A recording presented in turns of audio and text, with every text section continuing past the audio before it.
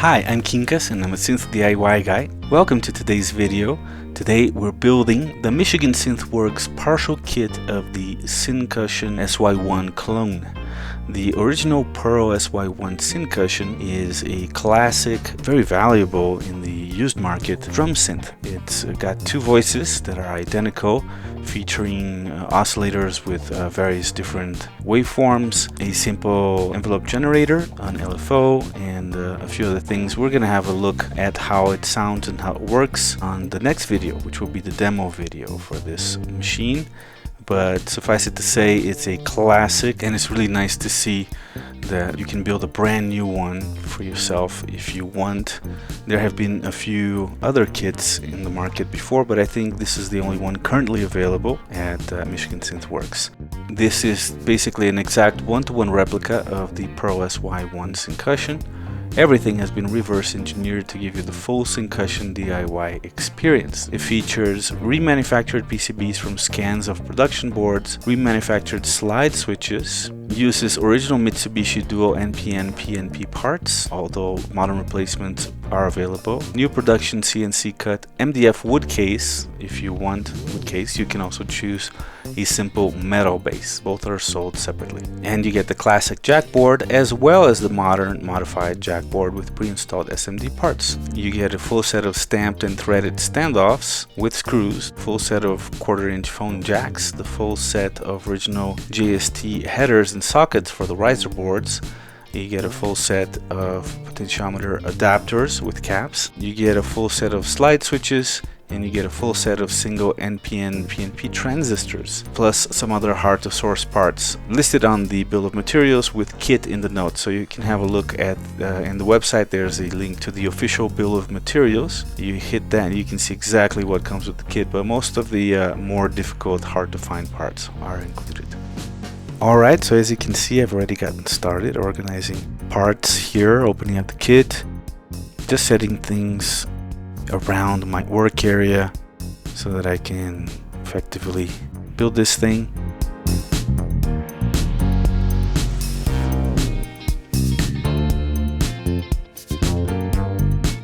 Looks like I'm going to start with the voice boards. Since they're identical, it makes sense to assemble them together, because then you only have to find where each part goes once, right? Once you found it on one board, it's easy to find it on the other board. So I start as usual with all of the lower profile components, such as resistors and diodes.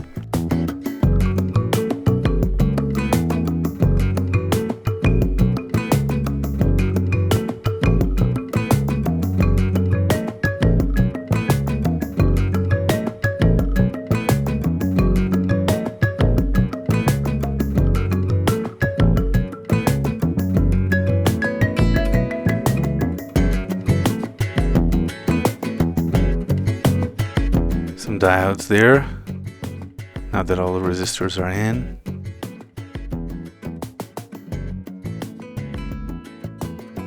Just make sure you install the diodes in the correct polarity. While the resistors are not polarized, the diodes are.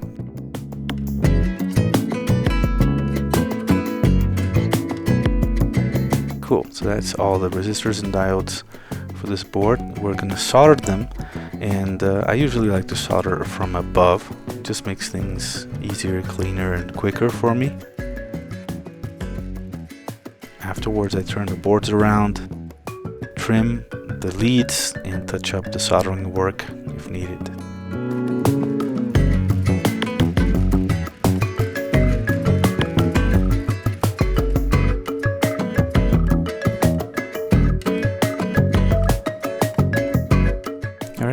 This time I used a little bit of artwork from one of my daughters, just to catch all of these leads, so it's easy to throw them out when I'm done.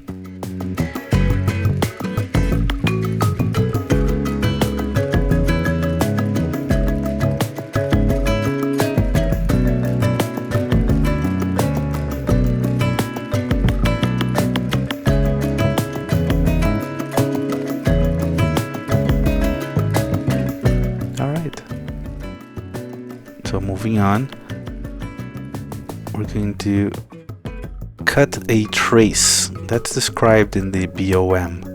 You have to cut this trace, and then eventually we're going to install a 10 microfarads non-polarized electrolytic capacitor there. Alright, so now we're going to fit all of the ICs. I didn't get any sockets, so I went ahead and just plugged the ICs right on the board. Just make sure that the orientation is correct. Without sockets, swapping an IC around is not so trivial. Lots of desoldering and probably lost parts. So, since some of these ICs are kind of scarce, do be careful. Maybe do use sockets if you can. Anyway, the way I'm working with these is I'm soldering from above just the opposing corners, right? With sockets, it's difficult to reach the pads, but without them, it's pretty easy to solder from above. So I just soldered on the opposing corners to keep the ICs in place, and then I turned the boards around and soldered the remaining terminals.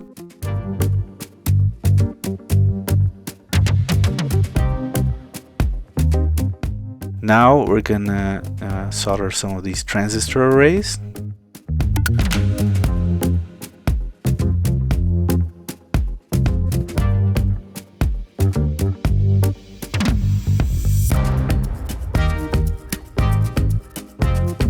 Followed by some of the transistors. Make sure you follow the BOM here. There is one footprint that's got that double line for PNP or NPN, I don't know which is which. So don't just blindly follow the silkscreen, definitely follow the BOM carefully.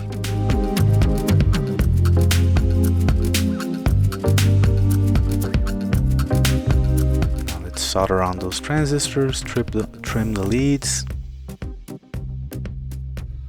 Do the same with the other board. Boards are identical, so it's pretty easy to build them together. There's a trim pot.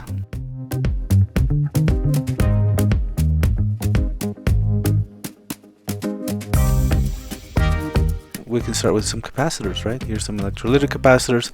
Make sure the electrolytic capacitors are also oriented correctly. They do have polarity. Solder them on, trim the leads.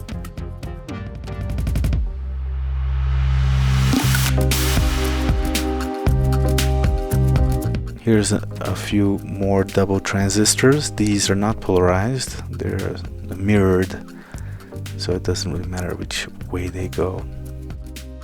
Whereas the normal transistors definitely do have a polarity. You have to match the flat side to the flat part of the drawing on the silkscreen. Alright, so now I'm installing all of the ceramic and tantalum capacitors. There are three kinds of capacitors here.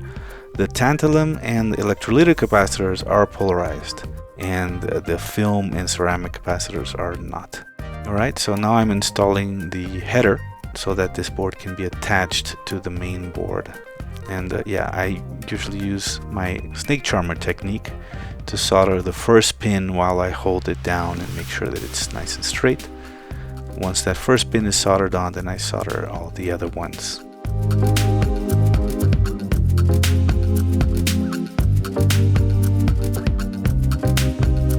Now we're going to start working on the little adapters for the potentiometers. So first you have to separate these little pins in order to be able to plug them in to the adapter boards.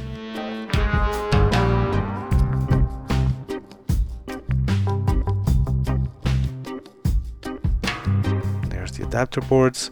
I think I fudged a couple of them. The first two I did them wrong, but then I did figure it out how to actually do them. The pins that you've just separated, they actually only go on a couple of pads.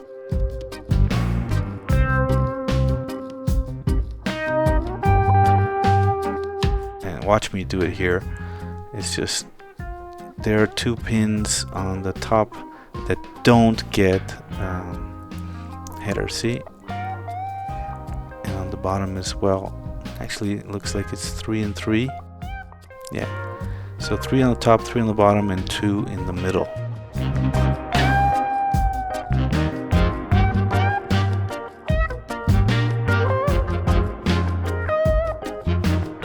You see me trimming the excess leads here, and you're not really supposed to do that. That was a mistake. You're supposed to leave them kind of tall, and then the potentiometer sits on those kind of tall. So you don't have to push the potentiometer all the way in the way I did on this example. Let the potentiometer sit on those raised leads coming from the headers on the other side. So now I'm gonna do all of them, and yeah, be sure to see I have a Sharpie there and I'm labeling all of them.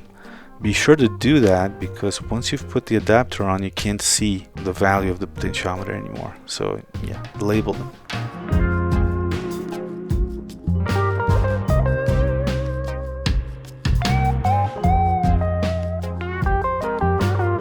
Now, this is a tricky part here. These side riser boards, you basically tin and solder. Once you assemble them with the L brackets, you can then solder them. I made a mistake here when I tinned the pads. I tinned them too much solder, not here but on the board, on the main board, and that rose one of the boards a bit, made it a little bit difficult to actually make contacts. You'll see, we'll get back to those boards a little later.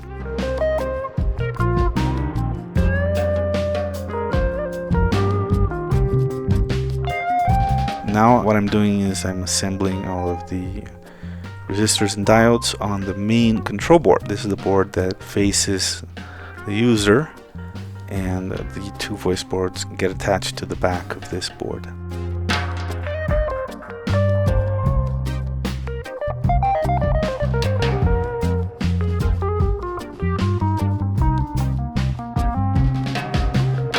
So once again, I'm soldering all of the resistors from above. This is a plated through hole board, which means that the solder flows through to the other side anyway, so it doesn't really matter which side you solder on.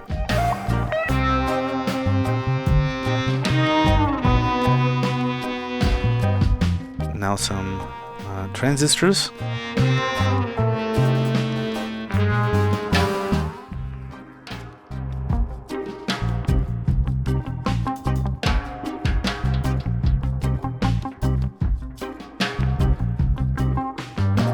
There you go, solder it all up, trim the leads. That's the inductor. I had a little bit of a doubt on how to install this, so I left it for a little later. There's the IC there. There's the voltage regulator on there too. A bunch of smaller ICs going in there.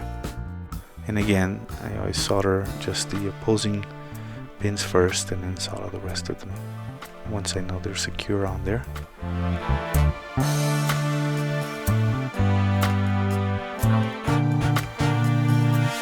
Okay, now capacitors. Again, the electrolytic capacitors and tantalum capacitors are polarized. On the tantalum capacitor, the positive side is the side that has like the leg comes out a little further out of the body of the capacitor. So one leg comes straight from the bottom, the other leg has this little protrusion. That's the positive side if you have any doubts. With the electrolytics, of course, the line represents negative and the longer leg represents positive. Alright, so now that all the ICs, capacitors, resistors, diodes, everything is in there, we're putting in the sliders. I'm using the chassis here to kind of turn the whole thing around. Hopefully none of the potentiometers will fall. Now what I'll do is I'll solder just one pin from each pot to keep them there.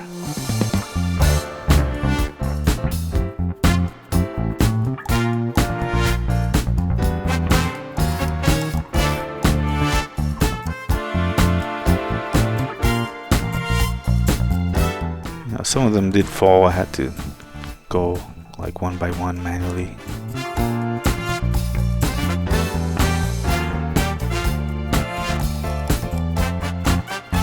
Right, and now what I'm doing is I'm pushing with my hand, I'm pushing from behind as I reflow that one soldered pad for each one of the potentiometers. That ensures that they're flat on the board and that they'll fit through the panel later. Once I can see that they're all nice and flat, then I can finish soldering them. Now let's put in the slide switches. These are absolutely identical to the originals, and there's even a cover, like a cardboard, black cardboard kind of a cover that goes over them so you don't see the mechanism underneath from the panel. It's real nifty. This is a real product. This is not some boutique thing. This was designed by a major drum company in the 70s to survive the road. So it's very solidly built. You will see when we start putting in the brackets and screws and standoffs and risers and whatnot.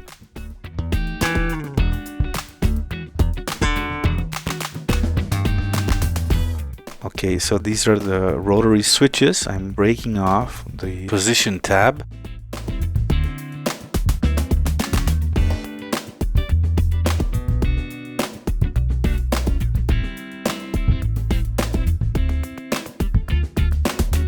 Also, you bend in one of the legs, see? That's also described in the manual, in the build. Well, there's not really a build manual, there's some build notes. And in those build notes you will see which one of these terminals you're supposed to bend in order for the part to fit in its footprint. See? Also, the silkscreen helps. It shows those kind of side wings where they're supposed to go. Alright, so let's solder those on.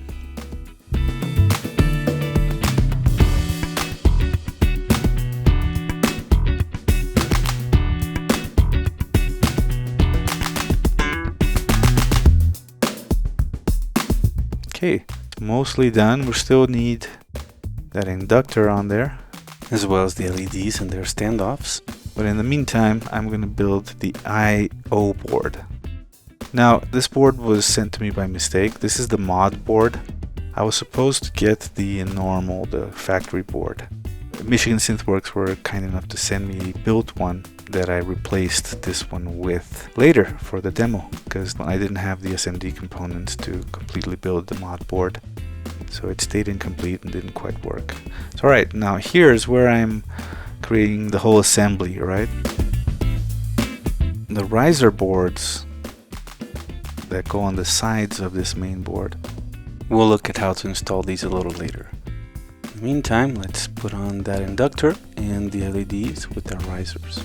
Mind the LED polarities. Solder it all up.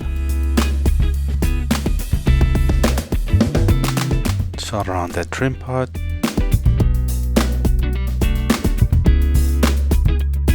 Here's another couple of capacitors that I'd forgotten to install. Sometimes that happens. You think you've installed all the capacitors, and then you see another two sitting there, or you see the open pads, and you're like, oh.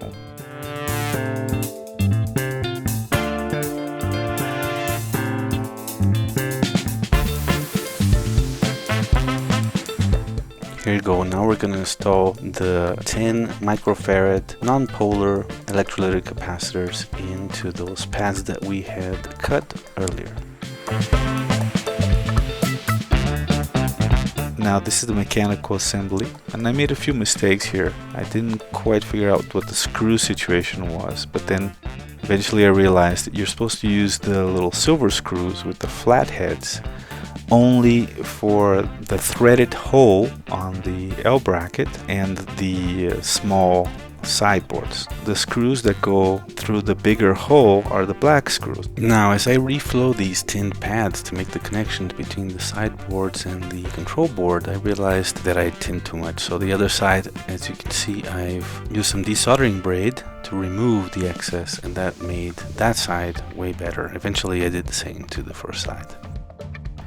Yeah, and here you can see the solution to the screw situation, where the little silver screw only goes through the little boards into the threaded part of the little L bracket, and then the black screws go through the L bracket and the PCB and into that big metal piece that goes on these sides. Remember the other metal brackets that go into this board, as well as the nylon spacers that go in the back for the voice boards.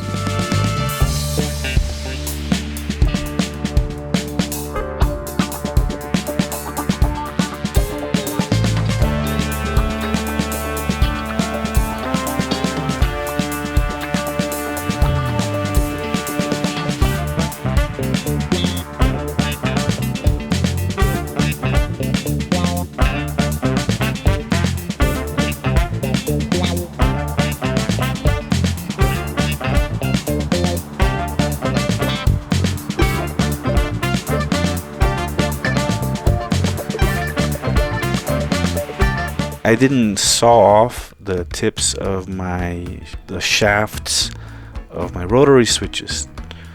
If you can, it's probably a good idea to cut some of that off, because these are a little bit tall and it does make it a little bit difficult to fit.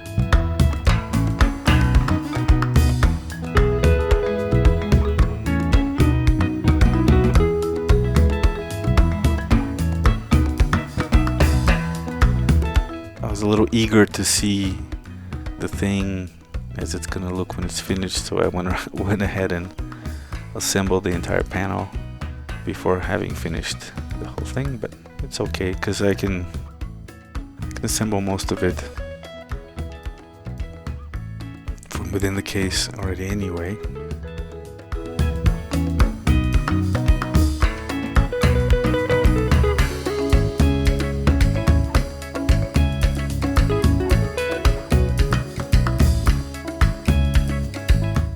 So now I'm wiring the I/O board. Don't follow my wiring here, because I this was the wrong board and I hadn't realized it. So I'm not really wiring the way it's supposed to go. Just follow the instructions in the build documentation as to how these are supposed to be wired.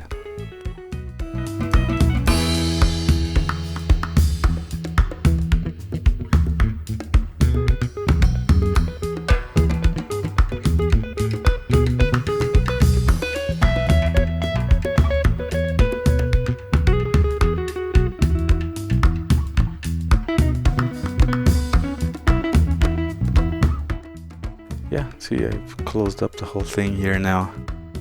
But yeah, it wasn't quite finished. Some of the joints needed to be resoldered on those L brackets, and the main I/O board needs to be replaced. But other than that, it's pretty much the build right here. And that's it for today. Stay tuned for the demo video where we take this thing on a wild 70s rhythmic synthesizer ride.